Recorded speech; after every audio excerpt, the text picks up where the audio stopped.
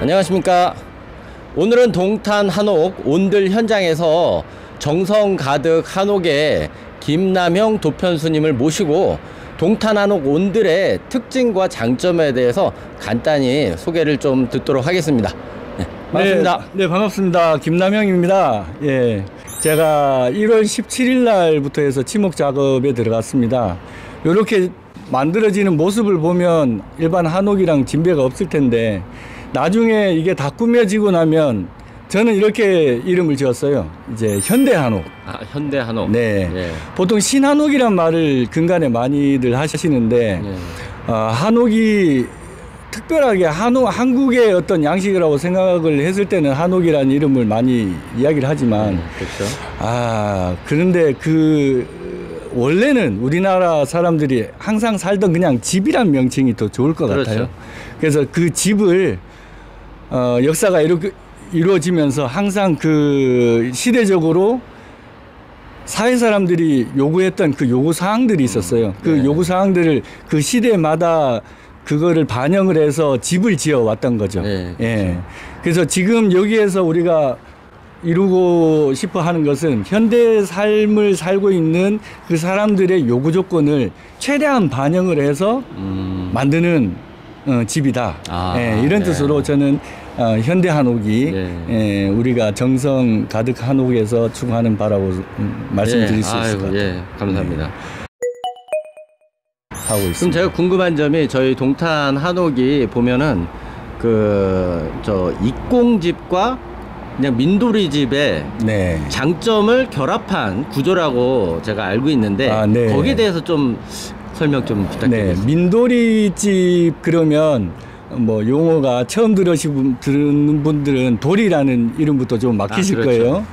자, 지붕 상부가 이렇게 보시면은 삼각형의 구조를 띠고 있는데 지금 갈비살처럼 이렇게 돼 있는 부재가 석가래예요. 그렇죠, 석가래. 네, 석가래의 위에는 흙이 올라간다거나 아니면 기와가 올라가서 그 무게가 상당해요, 사실. 그렇겠죠. 네, 그 무게를 감당하기 위해서 여러 가지 처리를 하는 것 중에 그중에 석가래의 무게를 가장 먼저 받는 뼈대 구조가 돌이라고 하는 거예요. 석가래를 받치는 그렇죠. 구조가 되는 거죠. 그래서 그 돌이를 가지고 성부의 구조 이제 무게를 지탱을 하는데 하중을 받쳐주는.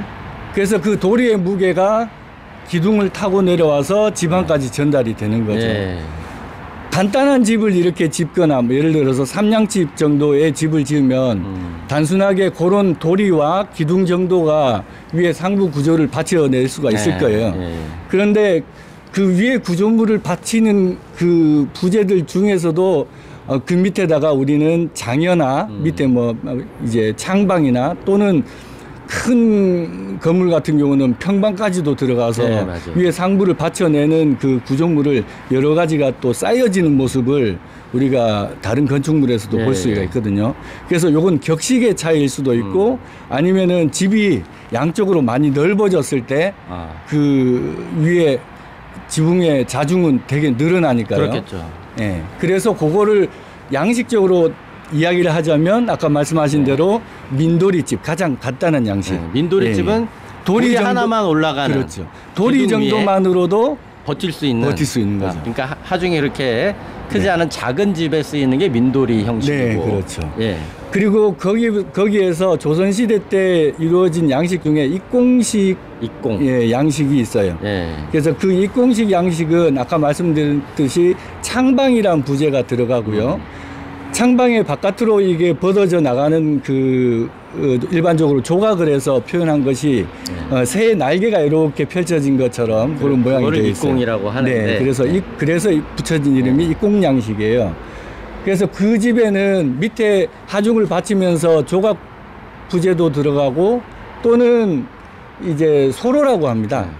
소로 그리고 또 주두 이런 걸로 위에 상부 구조를 이렇게 접시 모양으로 받치는 그 모양이 있어요.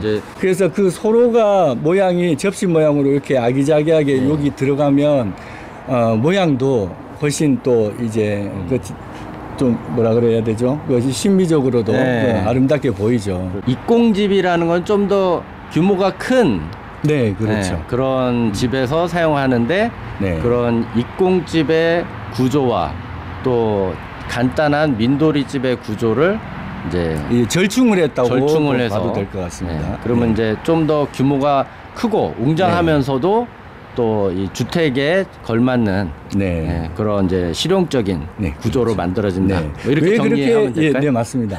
왜 그렇게 해야 되냐면 지금 현재 현대 한옥에서는 여러 가지 시설도 해야 되고 위에 상부에 있는 그 하중을 버티는 그 부재가 석가래도 일반 시골집에서 보는 것보다 석가래가 되게 굵어요. 아, 예. 그래서 그 상부의 구조를 버티기 위해서라도 이렇게 절충적으로 밑에 창방이라는 부조를 하나 더 넣은 것이죠. 그러니까 돌이 네. 밑에 장여가 들어가고 그다음에 네, 그 창방이 밑에 네. 더 추가가 되어 있다라는. 네. 단순히 보기 좋게 한다는 그런 의미도 있겠습니다만은 네. 그 이전에 기능적으로도 그런 부재들을 받칠 수 있는 힘의 역학관계에 있다라고 생각을 하시면 되겠습니다. 네. 충분히 하중을 견딜 수 있는 그런 이제 구조로 네. 만들어졌다. 네, 그렇습니다.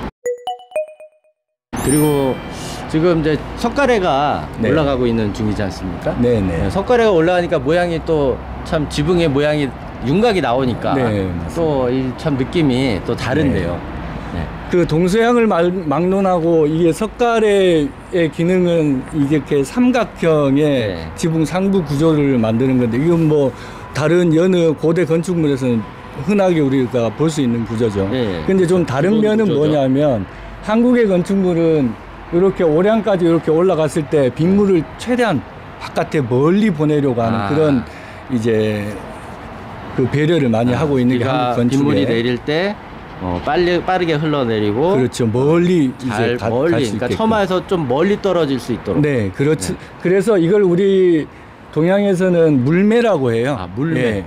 그 물이 내려가는 모양새라는 뜻이 되겠죠. 그래서 물매를 이렇게 잡아서 훨씬 더 그냥 일자로 된 삼각형이 아니라 쭉 내려가는 게 아니고 예, 지붕 곡선이 처음에는 이렇게 급하게 내려가다가 그렇죠. 그다음에 멀리 이렇게 멀리 빗물을 보낼 수 있는 네, 그렇죠. 쭉 뻗어나가게. 네. 예전에도 한번 그런 말씀을 예, 드렸던 것 아유. 같아요. 그래서 모양만이 아니라 항상 동양 건축에서는 그 기능적인 것도 예, 이렇게 생각을 해서 보면 예. 좀 더 깊이 이해할 수 있을 것 같습니다. 예. 네. 아유. 네. 그러면 이제 좀 더 이 동탄 한옥 온들을 지으시면서 관심을 가지고 또 좀 더 이 신경을 많이 써서 하고 계신 부분 어떤 네. 부분이 또 있을까요? 다른 곳에서도 여지껏 일을 하면서 민가 건축이라고 해요. 일반 서민들이 사는 건축물이라든지 현대 이제 주거 생활을 위한 건축을 하다 보면 보통 아쉬운 점이 뭐냐면 쓰임새가 한옥이 좀 불편한 구조가 되어 구조가. 있어요. 그래서 여기 동탄 한옥을 1월 17일부터 이렇게 도면을 받아 보면서 이렇게 시공을 하면서 요즘은 설계하시는 분들도 많이 개선을 많이 하셨고요. 네. 동선이라든지 이 내부에 들어가는 시설들을 많이 배려를 해서 설계를 하셨더라고요. 그래서 그런 점에서 이 동탄 한옥이 현대 한옥으로서의 좀 앞으로 나아갈 방향을 제시하지 않는가 이런 생각을 그렇죠. 해봅니다. 이렇게 벙커형 주차장이 있고 실내 계단이 있고 네. 이런 구조가 한옥에 제가 보기에는 좀 별로 없는 구조 네, 같은데. 저도 안 그래도 처음에 와서 도면도 좀 많이 복잡한 상태에서도 많이 이렇게 도면 검토를 해보니까 한옥이 많이 발전을 했구나라는 또 그리고 아까 말씀드렸듯이 현대적인 수요를 많이 따르려고 노력한 거구나라는 생각을 많이 했습니다. 네. 네, 그리고 여기 또 한 가지 강조할 점은 저희들은 일을 하면서 항상 좀 외곽에 아니면 외진 곳에 다들 좀 요양차 그렇죠. 한옥을 많이 지으셨거든요. 네, 산속이나 네. 이런데. 그런데 여기에서 얼마 가지 않아서도 뭐 불과 한 3, 4km만 들어가도 네. 뭐 주변에 뭐 완전히 뭐 편의시설이 그렇죠. 다 갖춰져 백화점도 있는. 있고, 네. 뭐 동탄역 가깝고. 네. 저는 그게 가장 매력을 뭐 느꼈습니다. 도시에 같이 네네. 붙어 있는 그런 네. 신도시의 인프라를 누릴 수 있는 네. 장점이죠, 여기가. 네, 전원주택이란 개념으로 저도 많이 건축을 해드렸습니다만 나중에 보면 상당히 불편함을 많이 느껴요, 위치상으로. 맞아요. 근데 동탄 한옥 특징 중에 하나가 저는 그거라고 생각해요. 입지 조건. 아, 입지. 네. 그리고 그 입지 조건과 맞물려서 내부의 구조를 현대인들의 바람을 충분히 충족시키려고 노력을 많이 하셨다. 정성 가득 한옥에서 저희 동탄 한옥 온들을 앞으로 네. 여러 차례 이제 계속 진행을 네. 하실 텐데 여기에 뭐 규격화라든가 표준화를 또 추구하고 있다는 그런 말씀을 제가 네, 그게 어떻게 보면 저도 이제 이 나무를 가지고 집을 짓는 일을 한 36년 정도 이렇게 하는 입장에서 항상 아쉬웠던 게 네.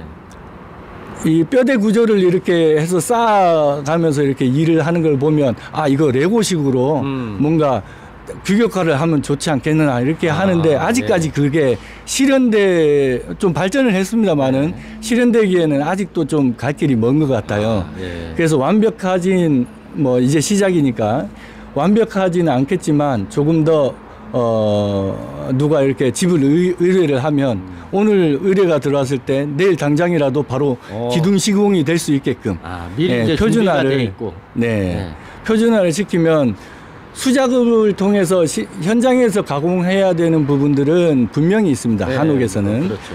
예, 그걸 또 높이 사고요. 그러나 기본 뼈대라든지 이런 거는 미리 준비를 해서 하면 소비자들이 빨리 이제 원하는 집을 모듈화 시켜서 받아볼 수 있는 그러면 훨씬 공사 기간도 단축이 될 수 있고 훨씬 단축이 되죠. 또 공사비도 절약이 될 수가 저렴하게 있겠죠. 되고. 네. 여러 가지 면에서 굉장히 좀 혁신적이고 새로운 시도를 하고 계신 것 같아요. 저뿐만이 아니라 이 나무를 다루시는 분들은 항상 그거를 생각을 하고 지금도 이 관계에 대해서 많이 연구를 하고 계신 걸로 알고 있습니다. 네. 아유, 그 대단하신 또 노력을 하시고 또 이렇게 현장에서 항상 나와서 또 감독하시면서 또 일일이 또 같이 작업하시는데 너무 고생 많으십니다. 앞으로 잘 지켜봐 주십시오. 네, 감사합니다. 인터뷰 또 귀한 시간에 바쁘신데 이렇게 인터뷰 해주셔서 감사합니다.